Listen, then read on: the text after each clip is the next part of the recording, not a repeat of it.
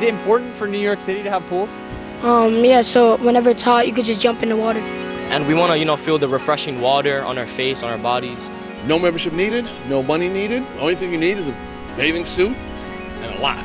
If you didn't grow up in New York City, there's a good chance you've never been to one of the public pools.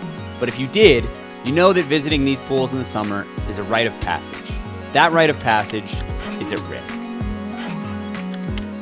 Summer in New York City is hot.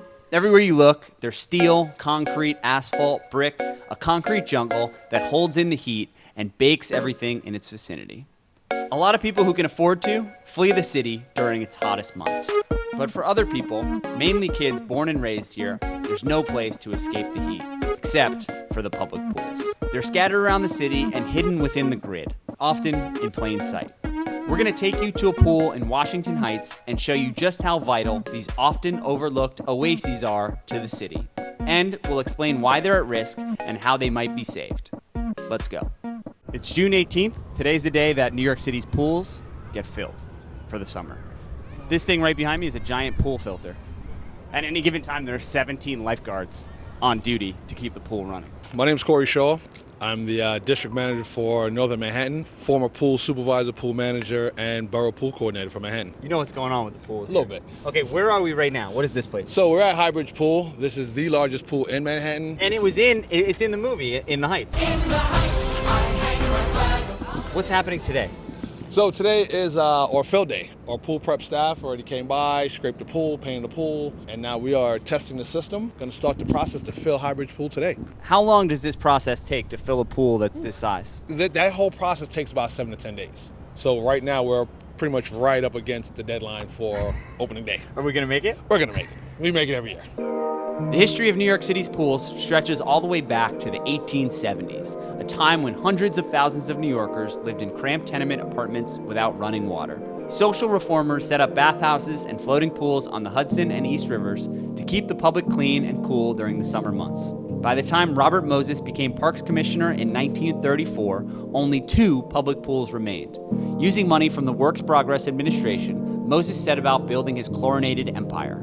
In the summer of 1936, Robert Moses opened a pool a week for 10 weeks straight, all over the city. Over the next 30 years, New York City continued to build new pools. But when the 1970s financial crisis hit, the Parks Department found themselves strapped for resources, and many of these pools fell into disrepair. Despite these struggles, there are 50 public pools open across New York City today, including all 11 that opened during the summer of 1936. Though many pools are operating at a limited capacity. Did you grow up in New York? I did. Why are pools like this important to have in New York?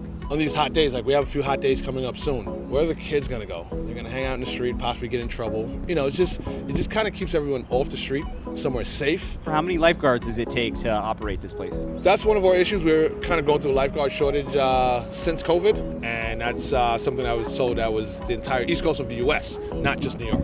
So we need 17 really to get at least 50% of the pool open, which is kind of what we've been getting since COVID. This is the deep end. It hasn't been open in 5 years because of lifeguard shortages.